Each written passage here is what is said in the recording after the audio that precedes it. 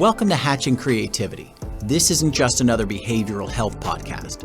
This is the place where thought leaders converge to talk about real-life challenges, breakthroughs, and pivotal aha moments. Hey everybody, thanks for tuning in. In today's episode, I'm interviewing Devon Wayt. Devon is a behavioral healthcare industry veteran and advocate, as well as one of the most respected consultants in the space.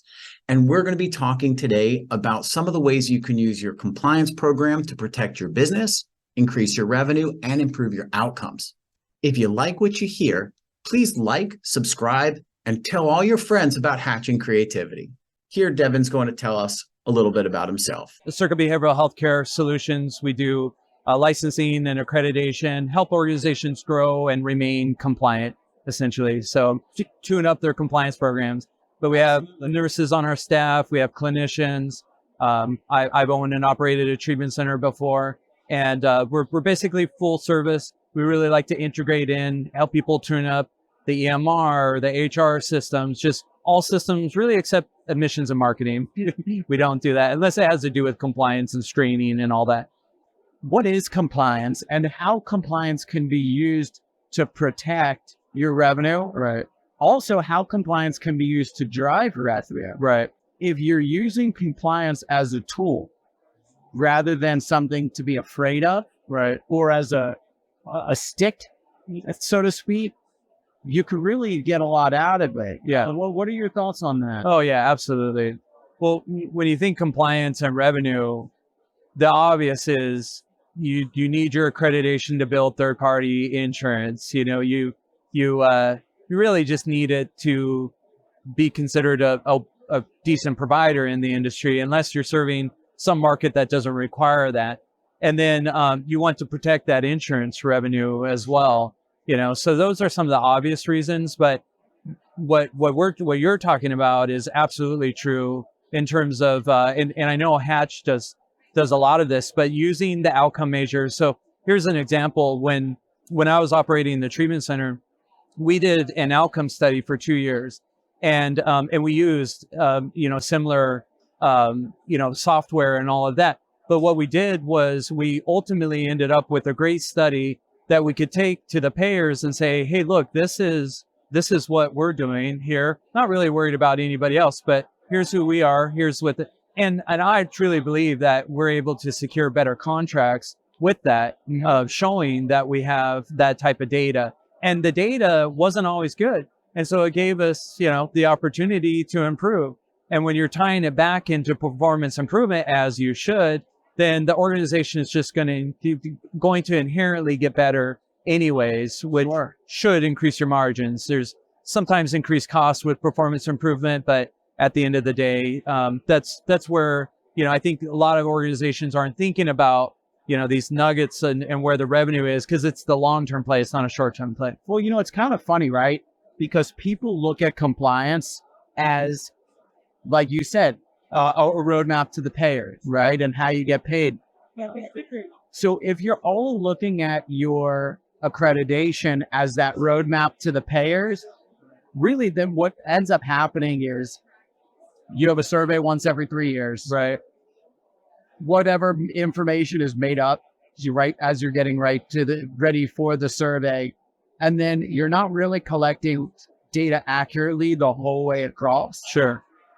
And then what ends up happening is, as compliance should be used as a revenue protection or a way to drive that revenue, you miss everything. Right. And all of the value that compliance does or has by doing it that way. Right. I look at data points just like you're talking about, and I think this is something for people to hear also, is data points that you could be looking at that relate to compliance, that you can use for performance improvement, efficiency improvement, risk reduction, things like that. If you had to say your top things that you would advise an organization to track that directly ties compliance to revenue, what would you say? So I would say the top three, no specific order, but the first one would be discharge categories. I believe many organizations do that. It's kind of a low hanging fruit, but if you have a lot of AMAs, ACAs, it's going to impact the bottom line, obviously. But also, if you're having a lot of, let's call it therapeutic transfers, people are coming in, they're going to the hospital right away. Are we not screening appropriately? And if you think about it, when you do spend all the acquisition cost and getting the client to treatment, if they're going to the hospital right away, it complicates the treatment program often. Yeah. Because they're at the hospital, maybe they, have a bad experience. There's so many factors that can happen. Yeah. So, watching that, there's, other categories, however you want to classify them, but I think that's important. The other one would be, for me, is just QA or compliance in general. So on the charts, and we really track that on a weekly basis. It could be tracked daily. And when you're sending off, bills to the payers, I think it's really important to track that, because that can protect you from a clawback, making sure everything's in the record that needs to be in the record.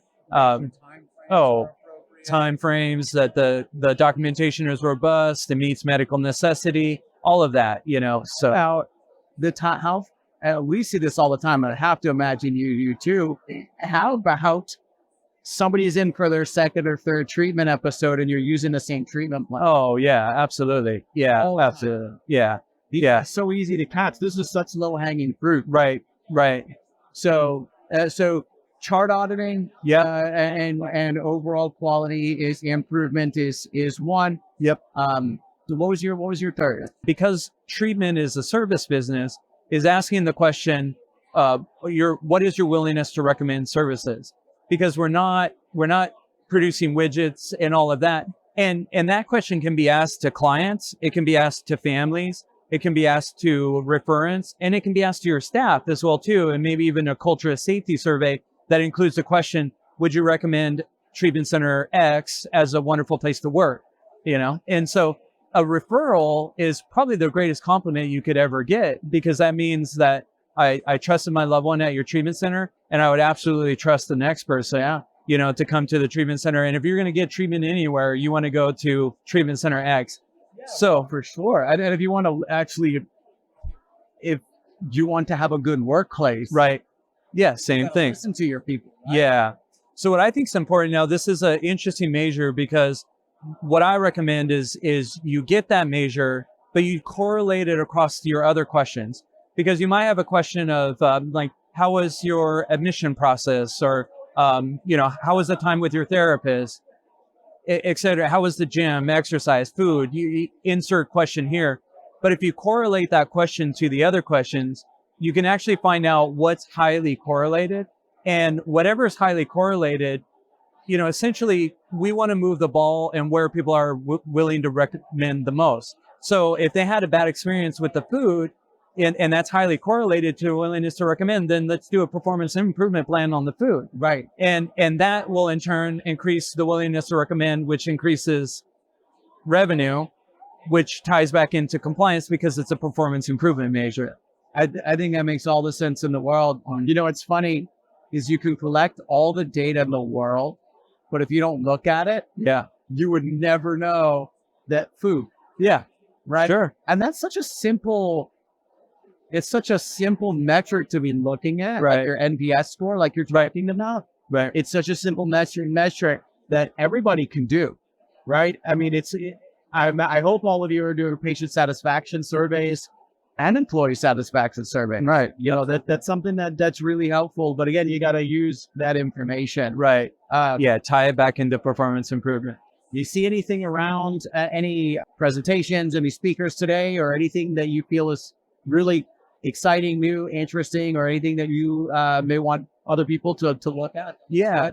Well, definitely Maeve O'Neill, who is our National Compliance Director. She's speaking on the wholehearted journey to compliance and ethics. I love and that. So she really brings in the whole person, and is all about authenticity and transparency. And you just meet people all around the industry that she has impacted in a positive way. She's a big believer in Brene Brown and some of those philosophies and all that. I've worked with many organizations over the years. Sometimes I'll work with ones that come from outside the industry, call it banking, maybe a banker decides to get in and start doing treatment, which, is neither here nor there, but they'll come to me and they'll say, "Hey, Devon, what's up with the staff?" And I'll say, what do you mean? And they say, "Well, it's just like everybody's kind of wearing their emotions on their sleeves and all of that." And when I owned and operated the treatment center, the lady that sold us the treatment center, she goes, "Devon, I got to tell you, if you focus on the staff, the clients will get better faster." And I took that to heart, and I believe it. And so that's what Maeve's talk is. It's Saturday at 10:45, but it's about taking care of our staff and recognizing that people in the helping profession, they need to help themselves. They need to fill their own cup. You certainly can't help anybody else if you're not. And sometimes the mechanic's car runs the worst. And so, having this focus on our staff, making it okay to be not okay, making it okay to talk about burnout, having open door policies and all of that, that is a journey that if organizations start that they will see that the clients get better faster. It's true. We always say you take care of your people. Yeah. They'll take care of your patients. And then overall, they're going to have improved performance. Yeah. One of my favorite quotes, Zig Ziglar. Yeah. And he says, he was talking with a friend and he was talking about all of the investment he makes into staff training. Right. And the guy says to him, "Wouldn't you be upset if you spent all that money on their training and they're left?" And his response was, "I would be more upset if I didn't spend the money on their training and their staff." No, that's a great response. That was really good. Yeah. So thank you for coming on. Yeah. Thank you for having me, Mike. And thanks so much. Appreciate it. Yeah. And thanks for joining. Make sure to check out CIRCA Behavioral Health. And if you're looking to open a treatment center or you need help, you're either in Southern California, these guys are the experts out here. And thanks for watching.